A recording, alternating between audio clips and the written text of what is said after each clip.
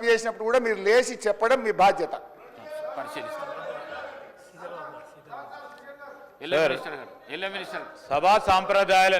సభా సాంప్రదాయాలకు సంబంధించి రూల్స్ ప్రొసీజర్కి సంబంధించిన అంశం విషయంలో మేము వారికి కూడా తెలియజేస్తామని అధ్యక్ష, ఎవరైనా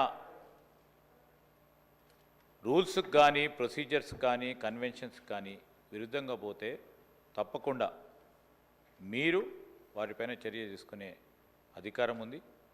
ఎవరు అయినా కూడా అస్పర్షన్ చేసినా తప్పకుండా రికార్డులను తొలగించండి అధ్యక్ష. మేము కూడా ఖచ్చితంగా కూడా దానిపైన నిలబడతాం. ఎందుకంటే సభా సాంప్రదాయాలను పాటించాలి, డెమోక్రటిక్ స్పిరిట్తోనే ముందుకెళ్తామని నేను గౌరవ సభ్యులు హరీష్ రావు గారికి కూడా తెలియజేస్తాను.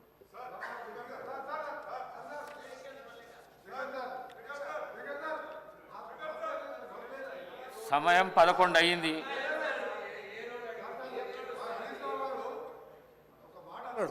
దానికి ఒక్కటే సమాధానం ఎక్కువ ఆయన ప్రతిపక్ష నాయకుడు మాట్లాడేవాడిని.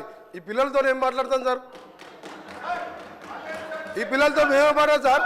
నేను ఒకటే సార్ ఆయన ఒక మాట అన్నాడు, కాళేశ్వరం కమిషన్ హరీష్ రావు అని ఒప్పుకుంటున్నా.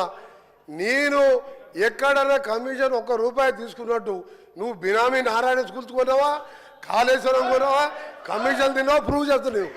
నా మీద ₹1 నా రాజకీయ జీవితంలో రెడీ కాదు. ఇప్పుడు పోదాం, అబ్జెక్ట్ చేయండి. అరే నువ్వు చిన్న మావజాటు అల్లునిగా 10,000 కోట్లు దోసుకున్న దొంగ. వీళ్ళు మాట్లాడు అధ్యక్ష గురించి. గౌరవ స్పీకర్ గారికి కోరుతా ఉన్నా అధ్యక్ష, హౌస్ ఆర్డర్లో పెట్టేసే కార్యక్రమం చేయాలి. ఎవరైనా ఏ అస్పర్షన్స్ అయినా అటు నుంచి వచ్చినా ఇటు నుంచి వచ్చినా సార్, వీఆర్ వెరీ క్లియర్. మనం సభా సాంప్రదాయాలను పాటించాలా. డెఫినెట్లీ ఎవరిపైన ఎవరు ఆరోపణలు చేసినా దానికి సంబంధించి మీరు రూల్స్ ప్రకారం ఏ విధంగా మీరు చర్య తీసుకోవాలనో, ఏ విధమైన స్టెప్స్ తీసుకోవాలనో తప్పకుండా చేయండి అధ్యక్ష. We are very clear, we are very open. నేను ఈరోజు సూక్తులు చెప్పడానికి కాదు, చెప్పాను సార్. అది కూడా ఏదైనా తప్పుడో చెప్తామని చెప్తున్నాం కదా. ఈరోజు నేను హరీష్ రావు గారికి కూడా చెప్తా ఉన్నాము, వారు చేసినా మీరు చేసినా ఎవరు చేసినా which is against the principles of legislature should be. ఆ స్టేట్మెంట్స్ కానీ అది కానీ definitely we will definitely sir.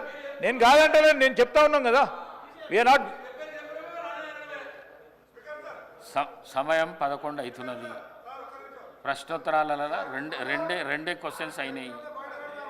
ప్రశ్నకు పరిమితమై ప్రశ్న అడిగితే జవాబుకు పరిమితమై చెప్తేనేమో 10 ప్రశ్నలకు సభ్యులకు న్యాయం చేసినట్లు అవుతుంది. ఈ విధంగా అయితే చేయలేము మేము. దయచేసి కోమటిరెడ్డి వెంకటరెడ్డి గారు మాట్లాడిన